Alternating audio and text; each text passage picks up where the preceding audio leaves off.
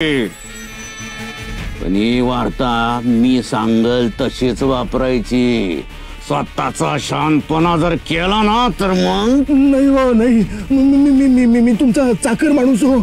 तुम्ही सांगाल तीच आज्ञा पाळीन हो. शपथ हो शपथ.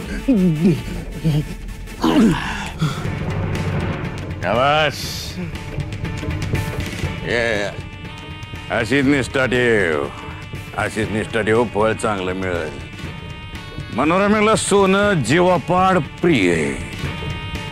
सखूचे दागिने खोटे आहेत याची जर तिला खात्री पटली तर मग मनोरमा त्या सखूला त्याच क्षणी प्याकाटात लाद खावून घराच्या बाहेर काढल.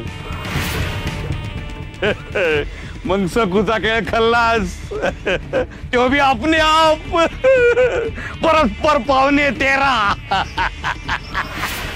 जय जिंगराव, जय जिंगराव.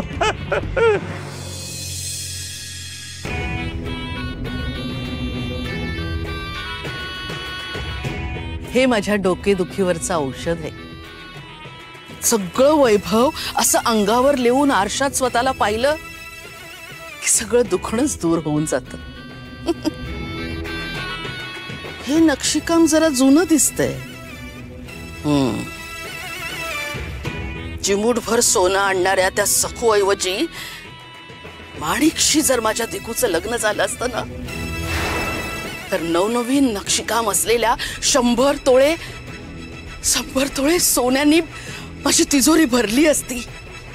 अशी ओसंडून वाहिली असती माझी तिजोरी. पण माझ्या नशिबात ती विठ्ठल भक्त छळवादी भिकारी सखूच होती.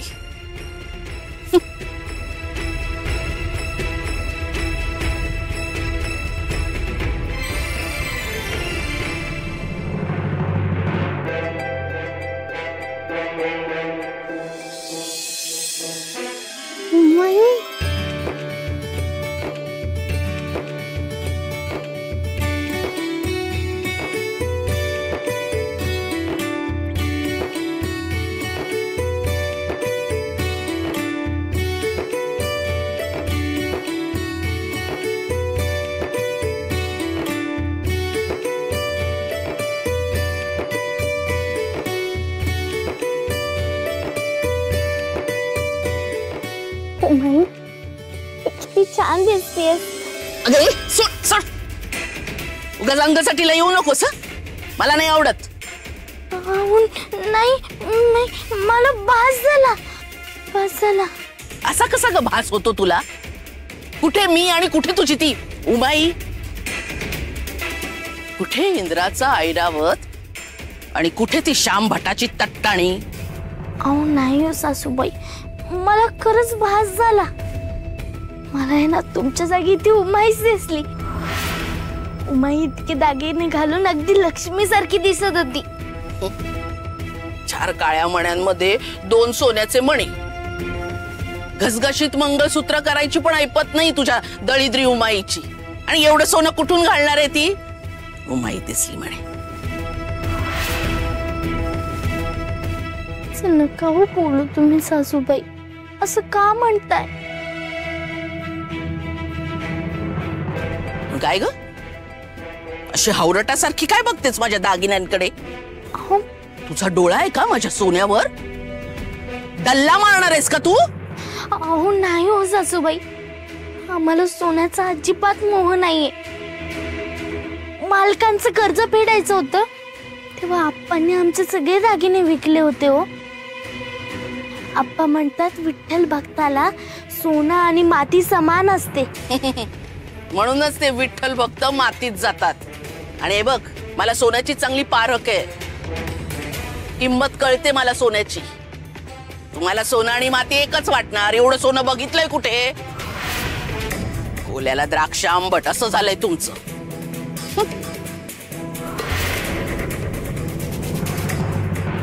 पण काय ग, तू आणलेलं सोनं पण माती मोल आहे का? नाही सासूबाई, असं कसं म्हणताय तुम्ही? असं केविलवाणी बोलणं कुणी तुझ्याकडनं शिकावं. मरू दे, तू कशाला आली होतीस ते सांग. सासूबाई, तुम्ही आज माझ्याशी खूप मायेने बोललात. मला खूप बरं वाटलं. मला उमाईचीच आठवण आली. आणि मी तुमच्या कुशीत जेव्हा आले ना तेव्हा मला मी उमाईच्याच कुशीत आहे असं वाटत होतं. मी किती दिवसांनी असे मायेचे बोल ऐकले. बरं बरं, जा तू आता, झोप जा. पहाटे उठायचंय, खूप कामं पडली आहेत. सगळ्या घराची साफसफाई करायची. नवरात्र सुरू होईल, गटही बसवायचेत. खूप कामं पडली आहेत. जा, झोप जा तू. हो सासूबाई.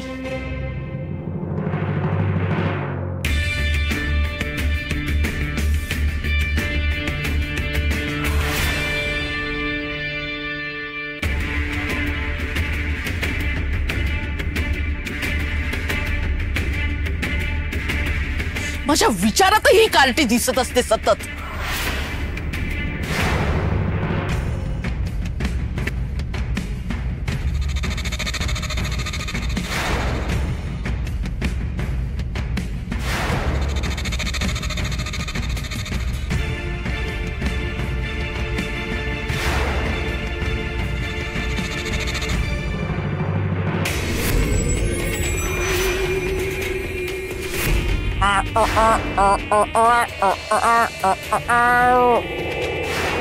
घ्या.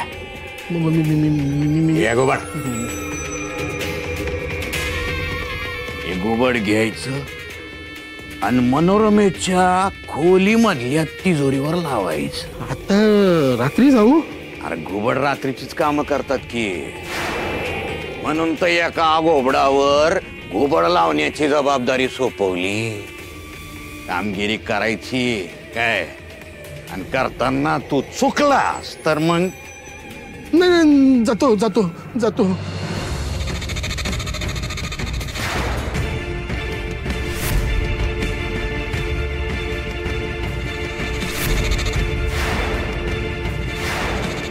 काय झालं शंभू बाळाला? काय झालं माझ्या शंभू बाळाला? आज चांदू मामा बघायचंय का शंभू बाळाला? ओ चांदू मामा बघायचा? बघ शंभू बाळा, चांदू मामा दिसतोय का? बघ बघ. कसला चांदू मामा? गेला गेला, तो ढगात गेला. जा आता, तुम्ही पण जाओ.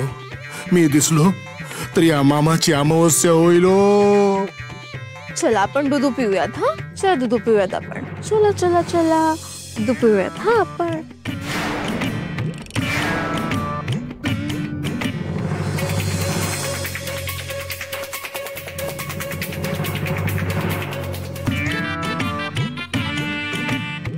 शंभू